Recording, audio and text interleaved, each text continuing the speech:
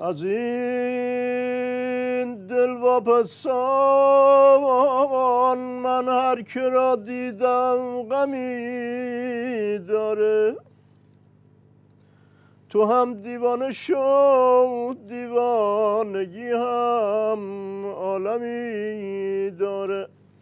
از خوشحالی دارم دیوونه میشم از وقتی شنیدم مقام عظما در مورد چپاول و غارت کوهها و زمینها و جنگلها و همینطور بحث فراتخصصی ریزگردها و داغون شدن محیط زیست صحبت کردن. چرا؟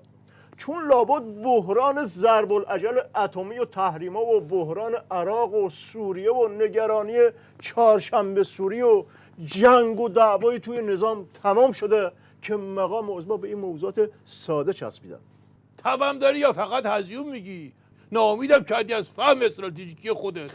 2000 بده آش به همین خیابان. آیه دکتر، ولی امامی کاشانی هم گفت ما برنده شدیم و 5 به اضافه 1 باغ، چون دنیا فهمید که ما حق داریم ولی زور نداریم. از چی را نتیجه گرفت؟ مرحوم عبوی همیشه میفرمودن مثلا بهادر عرض میکردم بله، میفرمودن که مشنگه با رفیقش رفتن گردش، رفیقش گفت بشینیم زیر اون درخته، مشنگه گفت نه خیر همین وسط جاده امن‌تره، پتو رو بنداز. رفیقش گفت آخه عقلت کجا رفته؟ اینجا ماشین میزنه بهمون. مشنگه با اصرار وسط جاده پتو رو پاک کرد، 2 نفری نشستن وسط جاده. بعد یه مدتی یک کامیون هیکلی اومد طرفشون، هرچی بوق زد اینا تکون نخوردن. کامیون هم دیگه ناچاری فرمون رو پیچون رفت تو درخت. مشنگه به رفیقش گفت درایت رو حال کردی؟ دیدی وسط جاده امن‌تره، اگه زیر درخت بودیم الان مرده بودی. دکتر خط اوضاع نظام خرابتم که خرابکاری استراتژیک ما رو راسریس میکنی. چی کار کنیم دیگه؟ شرمنده اخلاقتم. من لوتیگری رو از پاکن یاد گرفتم که به خاطر اشتباهات دیگران خودش رو کوچیک میکنه. حقت همه زنبوره عالم نیشت بزنن. چی گفتی؟ چون زنبوره هم میدونن که خیلی گلی روشنشون یا مثل زنبور نیشت بزنن. کبیرم ناکس، از وضعیت خراب نظام سوء استفاده نکن، پاتو از کندوی خودت نذاری بیرون ها. برو سر سوالات رو تم زیاد نکن. آیه دکتر نمیشد یه طوری قدرت رو تو خبرگان تقسیم کنن که نه سیخ بسوزه نه کباب، این جنگ و دعوا هم نباشه. الان که هم سیخ سوخته، هم کباب، هم ریش آشپز.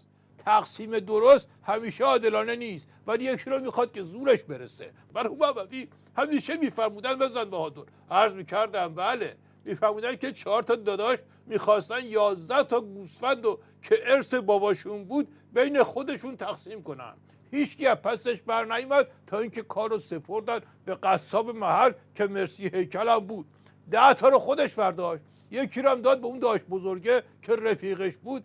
به 3 تای بقیه هم نفری یه پس گردنی و 1 اردنگی زد که حرف اضافه نزنن. یعنی همیشه زوره که مسئله حل میکنه. ولی آیه دکتر تو داستان خبرگان ما زوری از مقام عظما ندیدیم. به خاطر همینم بود که سیخ و کباب و ریش سوخت این وسط. بحث سوختن ریش عظما شد. با کمال تعلم و تأثر مجبورم اشاره کنم به موضوع زشت چهارشنبه آخر سال. حالا که مقام عظما احمق رو برکنار کرد، یعنی احمدی، مق یعنی مقدم، احمق میشه احمدی مقدم. بله نمیشه اینو یه سیگنالی به جوونا تعبیر کرد که بفرمایید ما این احمق رو بردیم، شما هم چهارشنبه سوری رو بیخیال شین. این تراوش فکری خودت بود که گفتی؟ بله. یعنی اون نشتیای فهم استراتژیکی از من به تو چی شد آخرش؟ نه من که احمق نیستم از این حرفا بزنم، اینو سردار نقدی گفته. آها فهمیدم، یه لحظه شک کردم فکر کردم خودت گفتی. این نقدی همونه که هر وقت اسب ببینه با افسوس یه پوکی میزنه به سیگارش، میگه کاش تحصیلاتمو ادامه داده بودم. البته ولی چون بقیه بسیجی هم نمره شعورشون به اندازه همینه شاید سالشون شده باشه. آیا نمیشه اینطوری جوانا رو از چهارشنبه سوری منصرف کرد آیا دکتر؟ مرحوم عبوی همیشه میفرمودن مثلا بهادر، عرض میکردم بله، میفرمودن یه روز یکی که فکر میکرد خیلی زرنگه دیده دختر بچه کوچولویی هست گوشواره‌های طلا داره، اومد گولش بزنه، بهش گفت این گوشواره ها رو به من میدی؟ دختره گفتش که اگه صدای خر در بیاری آره. یارو شروع کرد به ارعر کردن. حالا ارعر نکن که ارعر کن.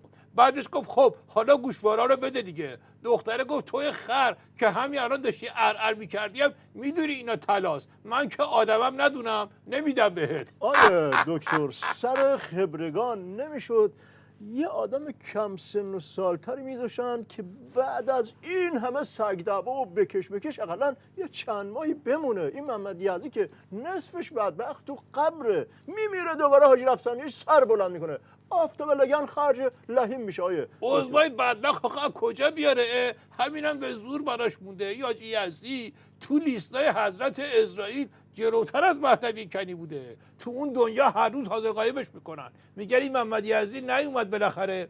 این حکایت پوست هندونه ای رو داره که زیادی تراشیدنش. تو قوه قضاییه بوده، تو مجلس بوده، هر کاری که بگی باش کردن. مرحوم ابوی همیشه میفرمودن بزن بهادر، عرض میکردم بله، میفرمودن که خسیسه هندونه خورده بود در حدی که کم مونده بود پوستش سوراخ بشه، شده بود این پوست پیاز. فرداش رفتگر محل در زد، گفت اگه دیگه با این پوست هندونه کاری ندارین من ببرمش.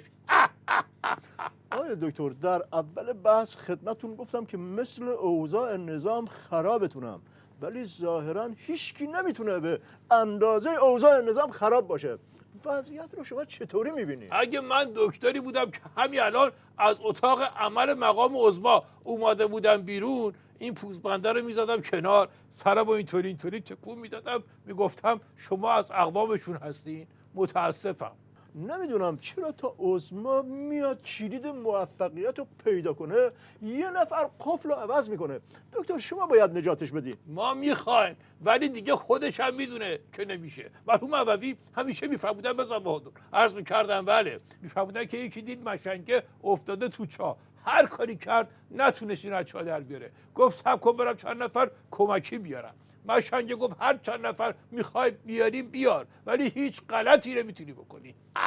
آقای دکتر این چه صحبتیه که شما چی میکنید؟ ناکس، خودت سر صحبتو باز کردی، خودت بحث این بدبختی بیچاره رو اجازه بدین ساکت. آیه دکتر، من از خودتون یاد گرفتم که موقع عصبانیت 10 ثانیه صبر کنید، یه لیوان آب بخورید، حتما تو این فاصله فحشای بهتر یادتون میاد.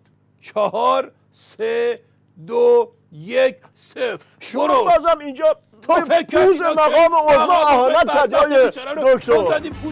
من کی گفتم پوز؟ من گفتم